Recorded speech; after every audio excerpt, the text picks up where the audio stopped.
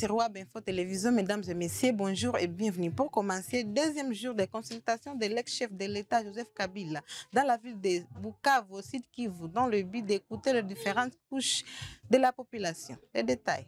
C'est à la conférence provinciale des chefs d'établissement de l'enseignement supérieur et universitaire au Sud Kivu qui va offrir le balai de consultation en ce deuxième jour où l'ancien président de la RDC, Joseph Kabila Kabange, rencontre le forces vives et couches sociales de la province dans sa mythique résidence de Hongo dans le territoire de Kabaré. Le Raïs reste focus sur la situation sécuritaire préoccupante à l'est de la RDC et veut à tout prix y apporter sa contribution comme annoncé dans son récent discours à la nation. Après, c'est la plateforme de confession religieuse de la province du Sud Kivu qui a été consultée par l'ancien président, saluant son expertise pour pouvoir sortir le pays de cette crise, le dialogue étant la seule voie. Les leaders de notre pays doivent comprendre, le pays n'appartient pas à une seule personne. Le pays appartient à tout le monde. Nous sommes tous concernés, chacun de nous, de contribuer, n'est-ce pas, pour ramener la paix dans notre pays. Voilà l'objectif de notre visite aujourd'hui. Pour les femmes, dans leur pluralité, après avoir remis leur document de plaidoyer au Raïs, Joseph Kabila Kabange, elle précise ici qu'il détient la clé pour dénouer la crise. Nous sommes venus lui dire qu'il a tout. Il a toutes les compétences, il a l'expérience pour avoir géré ce pays et ce pays qui veut la paix. Et donc, nous demandons au président honoré de la République démocratique du Congo de s'impliquer effectivement et totalement dans la recherche de la paix en RDC.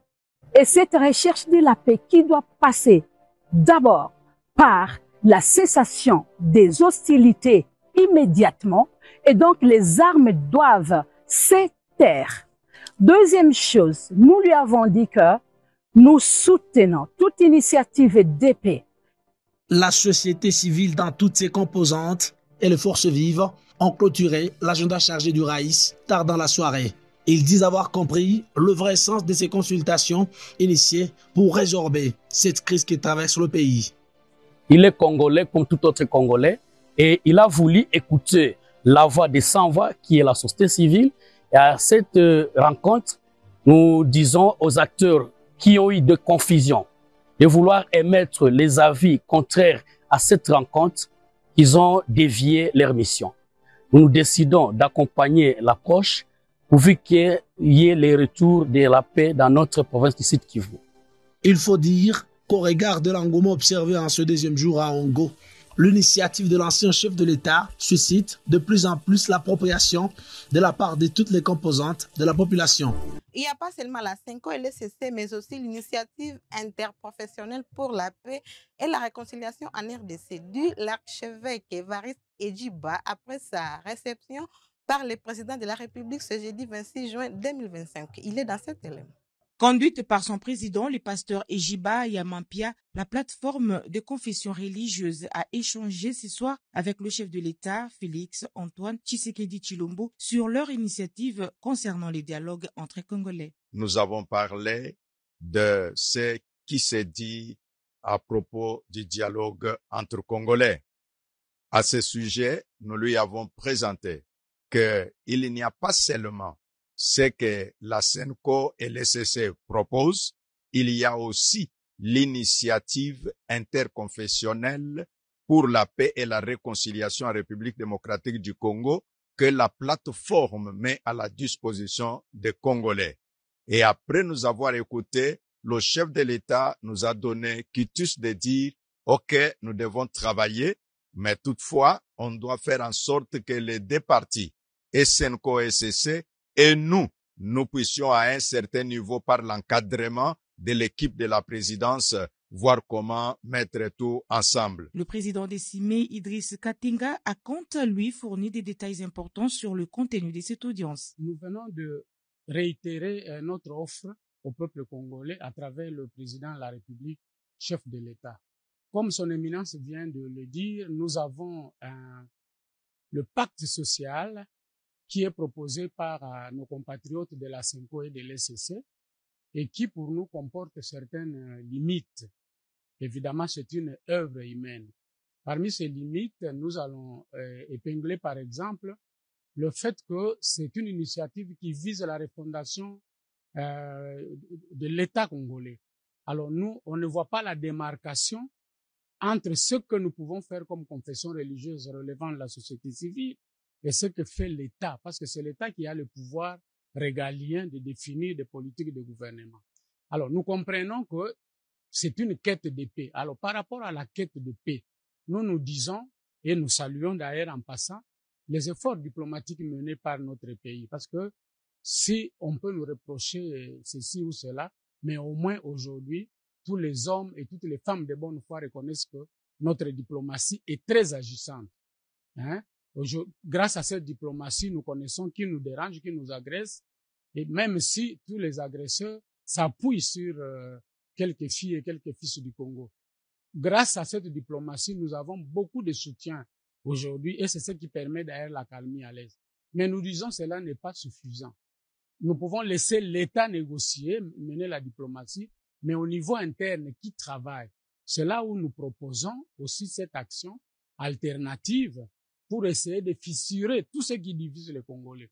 Nous avons décliné à l'intention du chef de l'État quelques exemples des grands conflits qui divisent les Congolais et qui sont instrumentalisés à la fois par les pays étrangers, mais également par les acteurs politiques du Congo. Et Dieu merci, le chef de l'État nous a prêté une oreille très attentive et il nous a encouragés. Maintenant que nous avons les quitus de chef de l'État, nous allons suffisamment communiquer sur cette initiative pour la faire partager avec notre opinion nationale. Il n'est ainsi écrit pour personne que c'est dans l'unité que l'on aspire à la providence divine. Parlons d'assainissement. Loin d'être une récente pratique, les habitants du quartier Mabanga Nord participent aux travaux d'assainissement chaque jour sur l'avenue Salong dans le but de canaliser les eaux stagnantes et lutter contre les maladies. Le chef d'avenue est dans cet élément. Hatukamate initiative kwa leo tu. Si avenue Salong wa kufuatana na jina ya avenue tunafanya kama Salong. C'est depuis longtemps. Sababu barabara balitujengea kama mbaya bila kutia mfereji. Mena mai yote inatoka kote za Kiisi, inatoka OPRP, inatoka Majengo, inatoka mazile maeneo zote inakiaka inashukia muaveni ya kwetu. Ndio tunakuwa kama bagestionnaire ile mamaji zote zenye zishaka shindwa kukua kanalize kwa niveau ya laki. Maintenant tukakamataka initiative depuis longtemps tunafanya masalon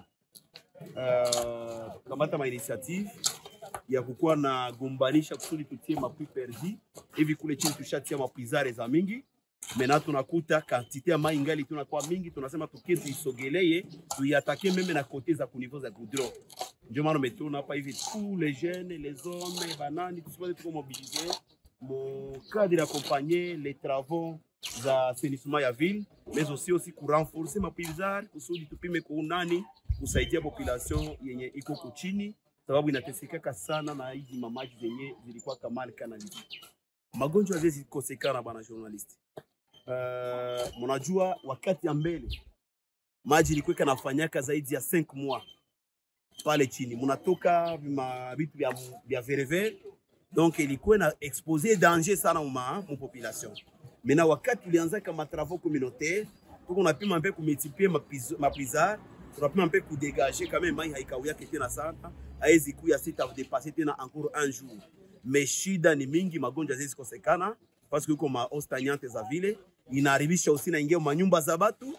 Tuko na mavideo za mingi sana batu unakuta na chini ya vitanda mai inaingia, et donc kama si tu multiplier beaucoup plus de travaux, en tout cas ni population inakuwa inateseka sana. Au Nord Kivu, les travaux de modernisation du boulevard Enoch Nyamwesi évoluent malgré le défi rencontré par les sociétés en exécution des projets. Le reportage. En séjour de travail à Butembo, le directeur provincial de l'Office des voiries et drainage OVD au Nord Kivu, M. Timothée Soumaïli, a fait ce mardi 25 juin le point sur l'état d'avancement des travaux routiers en cours, notamment ceux du boulevard Nyamwisi de 3 km menant à l'aérodrome de Ruenda et confié à l'entreprise Gerison Construction.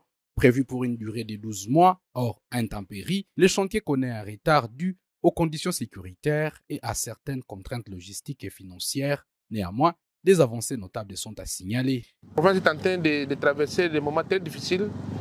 Vous savez que presque 60% de la province est occupée par l'ennemi.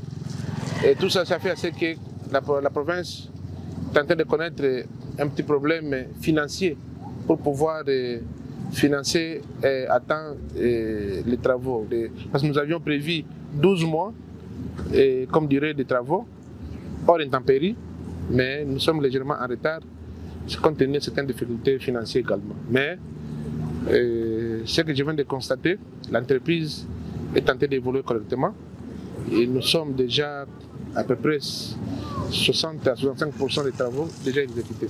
Réagissant aux critiques du député provincial Kambale Kibako, c'est de 7 millions de dollars consacrés à l'infrastructure, le directeur provincial de l'OVD a rappelé la complexité technique du projet. Les idées ont été menées par l'OVD et je tiens à rassurer l'honorable qu'il n'y a pas eu de surfacturation.